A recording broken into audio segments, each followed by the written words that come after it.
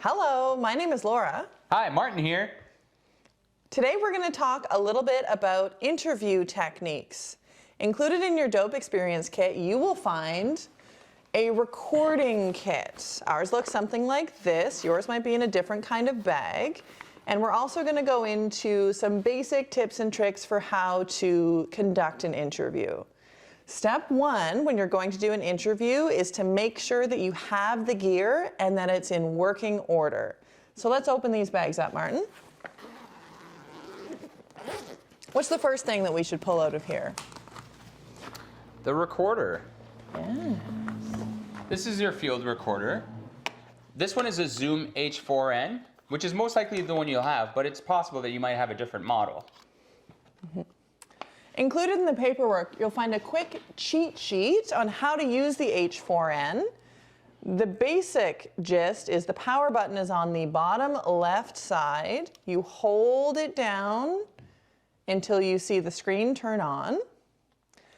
Also make sure that you have fresh batteries inside and/or replacement batteries. Always good to keep spares in your little front pocket there. Double check before heading out to your interview that there is a memory card in the bottom right side opposite the power button, and that there's space on the memory card and that it's not currently full. If you have all of these things and once the screen turns on, there's a bunch of zeros at the top and it doesn't say no data, then that means you're good to go. The next step is to find your microphone and the cord that goes with your mic from your kit. While you're doing that, there's one thing I'd like to point out about the memory card, which I just learned the other day. These HN4s, they only take 32 gigabyte cards or smaller. I tried throwing in that 128 gigabyte, and for some reason, that was the problem. Right. That was the problem. It wouldn't, so they have to be 32 gigabytes. That's a really good point. So don't just look and make sure it's in there. Turn the recorder on and make sure that it's actually recording before you head out to the interview. Okay, so now you have your mic and your audio cord, and you pull what's called the female end of the audio cord, which is the one that has the holes instead of the prongs in the back.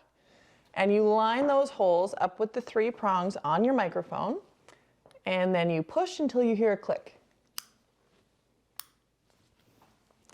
Take the other end, line up the prongs in this end with the 3 holes on the bottom of the recorder. There are 2 different inputs here. One says number 1, one says number 2.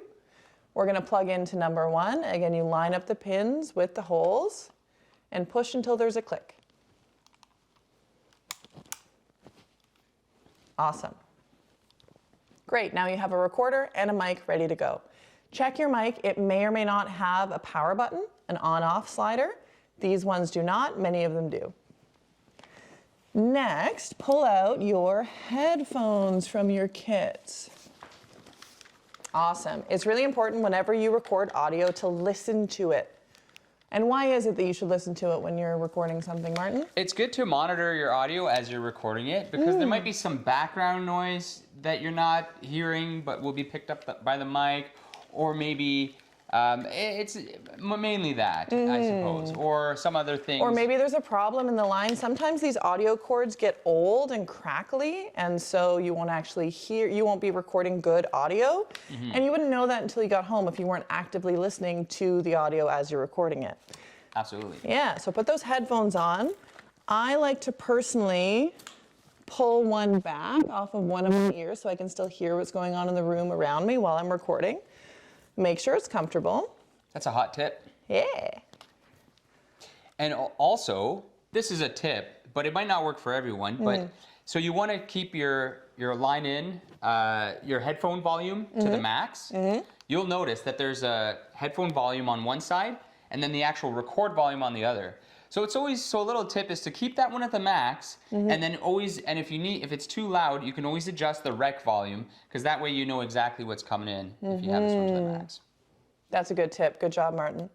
The input for the headphones is on the same side as the power, on the left-hand side, so we plug that in, and we should be ready to go. The way to test now that you have your mic, you have your headphones, and you have your recorder powered on, is to push that record button, the big round one with the red dot, one time so it starts flashing. And if everything works right, I can now hear myself. Can you hear yourself, Martin? I can. Yep. Test. It's coming through. Speaking Oh to yeah, your my cord is a microphone. little crackly, so it's a good thing to it's a good thing to check. Your cord is crackly. Yeah, So it if gets it a is little crackly, bit like loose here, so if I just push it in some more, it's fine. exactly. Awesome. Wonderful. So that's step one. Check your gear. Check your gear. And have backup batteries. Backup batteries. Backup everything. Next, very important, find your interview subject, make sure they're comfortable, make sure they know what's going on. So today, I'm going to be the interviewer. Martin, you'll be my interviewee. Give me a moment, I'll just put these things down. Yeah.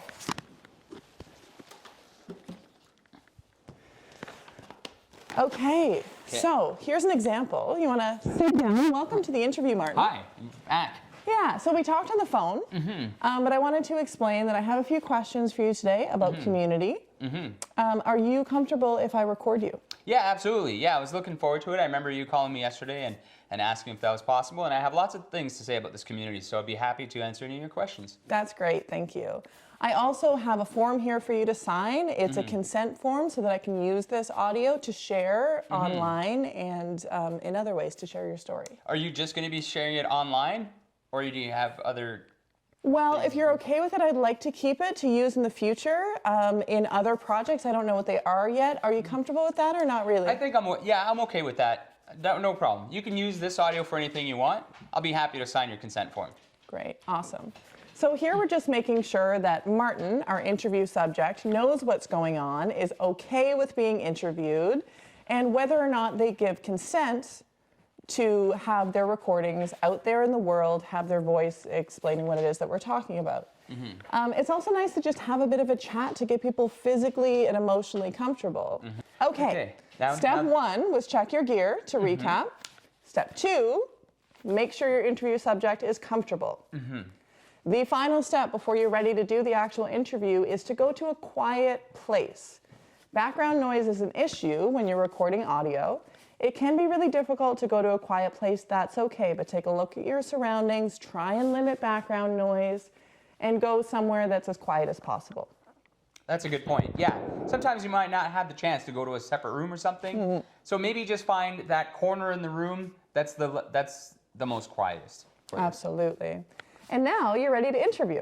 So Martin, my interview subject, before we get rolling and I hit the record button, I'm just going to explain a little bit about what we'll be talking about. I'm going to ask you to identify yourself, just to introduce yourself to the audience who might be listening. And then I'm going to ask you a few different questions about community and go wherever you feel like from there. Okay? Absolutely. Yeah, no problem. All right, I'm going to start recording. Sure. Okay, I'm ready. Hi, my name is Laura Bush. I'm here in Yellowknife. I am here to talk about community. Can you please introduce yourself? Hi, my name is Martin. I'm also here in Yellowknife. And what would you like to know about community? Martin, I would love to start by talking about how you feel about living in Yellowknife.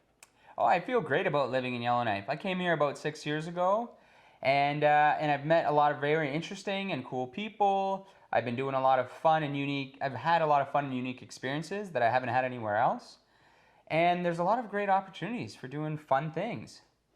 That's really awesome, thank you. Could you talk a little bit more about any one specific, unique opportunity that you found here? Does anything come to mind?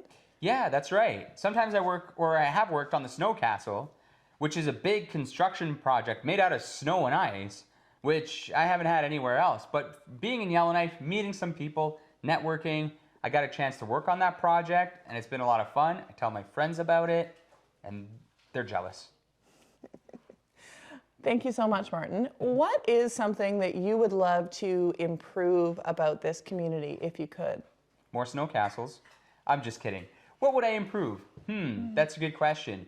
I think that, well, you see, it's not even an improvement. The thing that I would like is maybe more movie theaters and more restaurants and, things like that. But the town's fine without it, too. Wonderful. Thank you so much. Okay, we're going to end it there. Just a couple things to note. Thank you so much, Martin, for being a good sport. You were a great interview subject. Just two quick things there to note. There's something called open-ended questions And so whenever you're asking a question in an interview, it's important to try not to ask something that would have a simple yes or no answer by asking an open-ended question. And that means that it starts with a who, with a what, with a why, with a where, or a when. Any of the 5 W's or the H for the how. And that's just so that it will lead the person into saying a full sentence that will hopefully lead into a story. My second point here is to make sure that you're listening to the answer. Don't just focus on blowing through your list of pre-prepared questions. And try and ask follow-up questions. Listen to the answer, pick one of the most interesting things that they just said, and follow up by asking them more about it. And if you use all of those tips and tricks, you should be well on your way to having an interesting conversation and getting a good interview. Mm-hmm.